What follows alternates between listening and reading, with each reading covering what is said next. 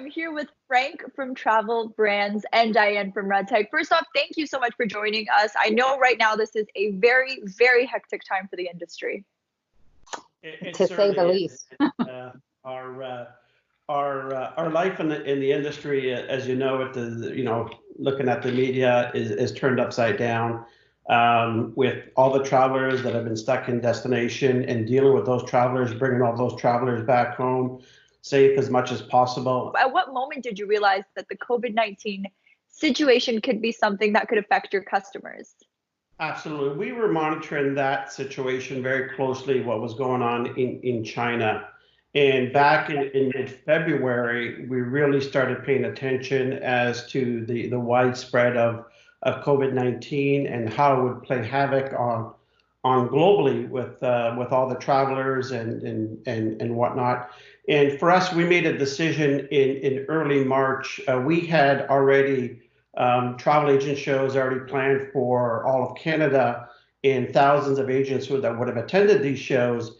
We actually canceled all of our shows in early March. So again, for the safety and the well-being for not only our suppliers, but our travel agents and anyone that would have attended the shows, we put safety in front of anything else.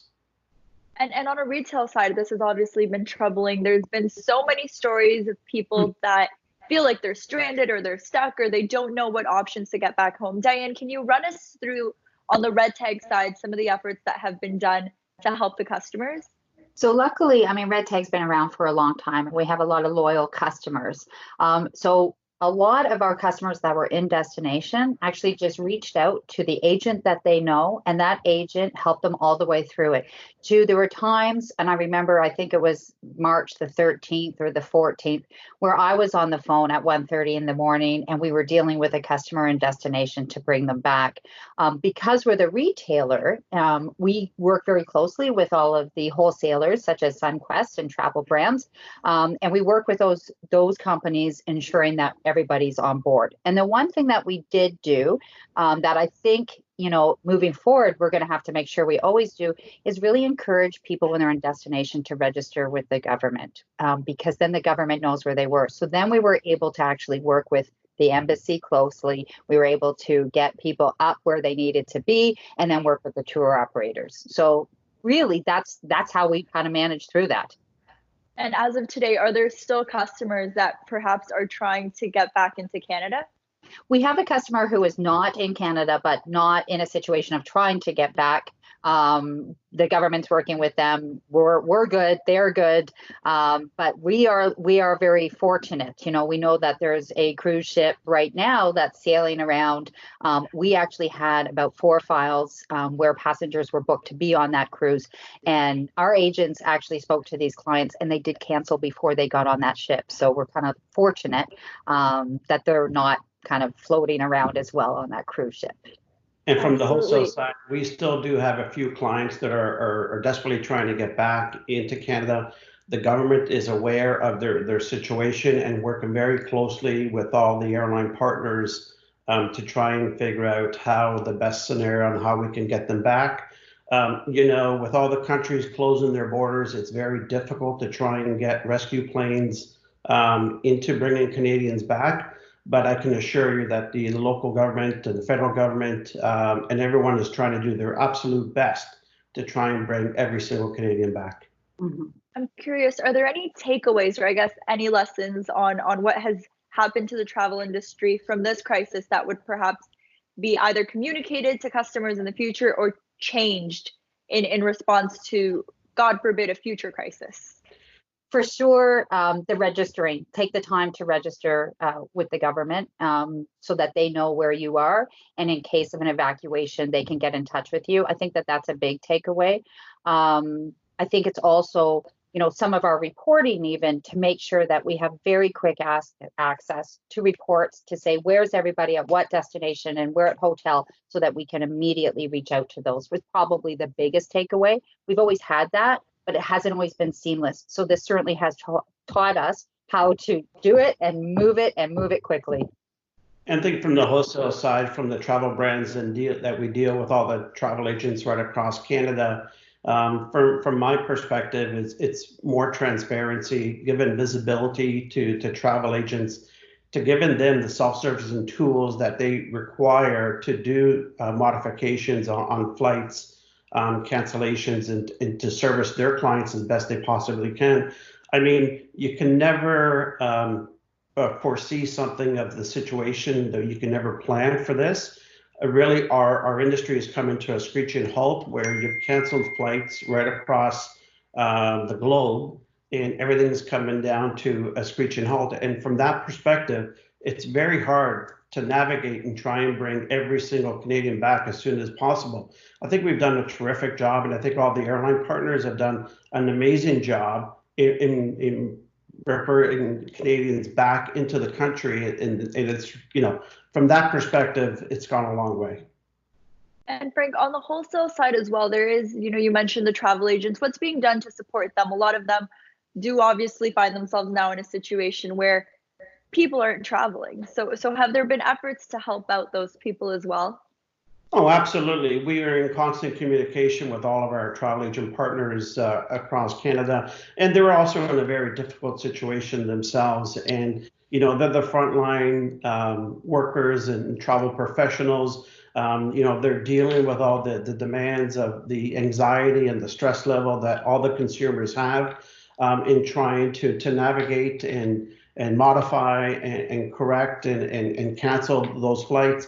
So they've been put in a very stressful situation. And I think the one thing that I can say is we're working very closely with them, and how we look at this situation as we come out, and how we can benefit and trying and to predict how we can better serve all of our travel agent partners right across the country is something that we'll have to review in the months ahead, and how we can give them the self-service and tools that they need. Of course. And in the next few months, of course, there are going to be a lot of changes. One of the main concerns that I think a lot of Canadians have are cruises. And this is something that is so popular among Canadians, but it's something that, of course, in the last few weeks has become a scary place to be. Moving forward, what would you tell Canadians about the safety of cruise ships and how they can actually, once this is over, take a cruise with their family without having to be concerned? Well, I would actually take a cruise, and I would say, with confidence that cruising still remains very safe. This is an unprecedented time and event that has occurred, and the timing and the rapidness of how it evolved in North America is something that caught everyone by a little bit by surprise, including the federal government, the provincial government, the municipalities. I mean, had all of those government officials acted a little bit more quickly on the prevention of COVID-19, then we would have had probably a little bit different outcome. But that's not to say that they have not done a great job. I think they've still done a great job in respect to keeping on top, keeping us informed. When you're looking at cruises, it still remains relatively safe. I would not hesitate to take a cruise in the future. When you're looking at cruising and the amount of staff that they currently have in ratio to all the passengers on board, it's almost two to one. So for one passenger, there's two crew members. And that speaks to the emphasis of how each cruise line takes care of their passengers and their well-being and the safety on board those cruise ships.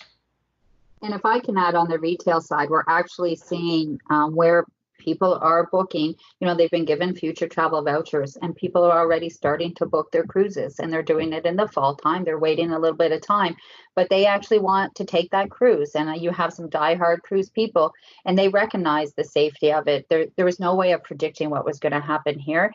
And so we're already seeing on the retail side, which is very exciting to see that people are starting to book. I think there's going to be a huge pent up demand for travel in general as soon as this is out. And we're safe and we're moving forward. I think that people are going to have a real appreciation for travel moving forward.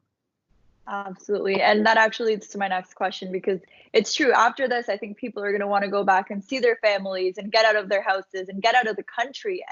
and really appreciate things that we had taken for granted. So are there any hypotheses or any ideas of when you think the travel industry might get back up on its feet and be able to serve Canadians the way it has been?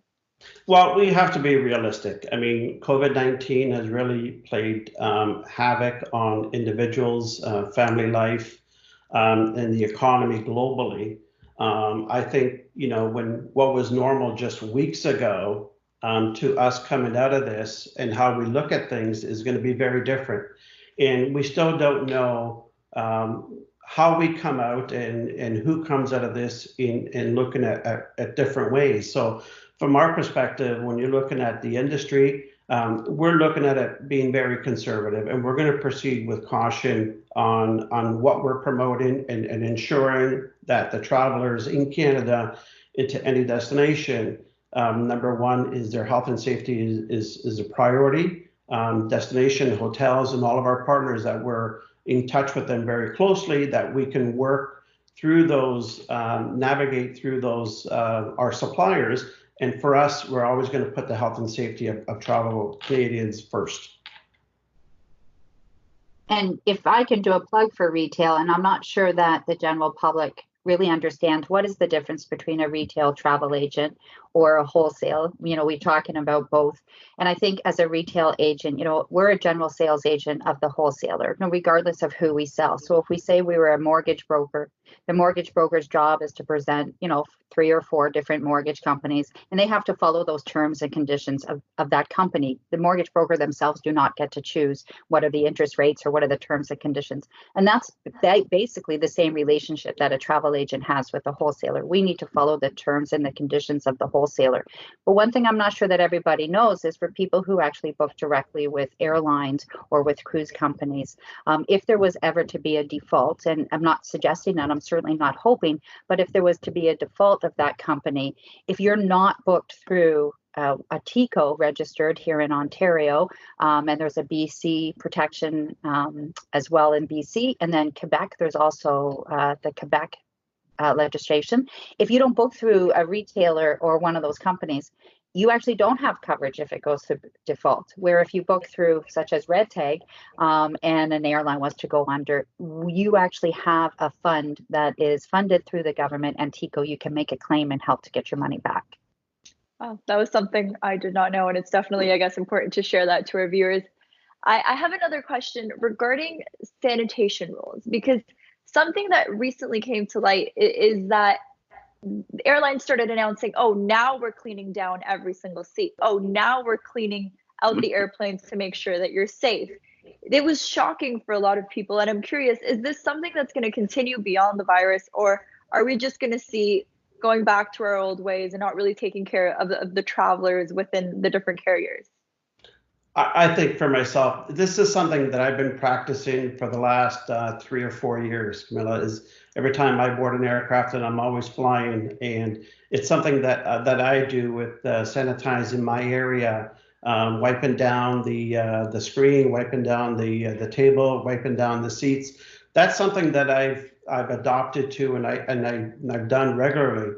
And I think, when it comes to travel, yes, airlines are going to pay additional attention to cleanliness and sanitation in respect into how they clean those aircrafts, how frequently they clean them. But we also, as a traveler, we got to do our own part too, and it never hurts to bring your own, to wipe your area down. This way, and give you that extra peace of mind and comfort as well. Absolutely, yes. I think that a lot of people are taking a lot of lessons out of this situation, especially when it comes to being safe travelers. Before we let you both go, is there any message, anything you want to share with our viewers that, of course, are very familiar with RedTag due to all of the City App broadcasts, but that are, of course, interested in some very important advice from 2 travel brand representatives? Definitely, you want to book through your TICO registered, if you're in Ontario, TICO registered travel agent, and RedTag preferably. We both have agents as well as online and branches. And then to register with the government when you're actually traveling is another thing that I would say is a takeaway, and for people to take that extra precaution. We never thought this was going to happen. It did happen. Lots of lessons learned. But travel in itself, it teaches, to me, I think it teaches world peace. I think it teaches tolerance. And I think that when we appreciate other cultures, this is a bad situation, but it actually allows us to come together as a world. So I'm going to say, keep traveling. Absolutely. And for myself, it would be the health and safety and well-being first and foremost for every single Canadian and every single human being globally. This should be our first priority, is to ensure that the health and safety of ourselves, our family, and our neighbors, and our communities is our only priority currently right now. And then also, in respect to when it comes to traveling, Dianne, you took the words out of my mouth, and it's so important to always book through a registered retail agency. I can't stress enough now the importance of it now in this hype that we're currently in, that it's so important that the safety of the clients and their consumer protection fund is there for a reason. And this is, for one, is an important reason to always book through a registered retail travel partner or operator. Absolutely great advice for our viewers. Thank you so much once again, Dianne from RedTag and Frank from TravelBrands for coming on and for, of course, talking about such important information. Thank you.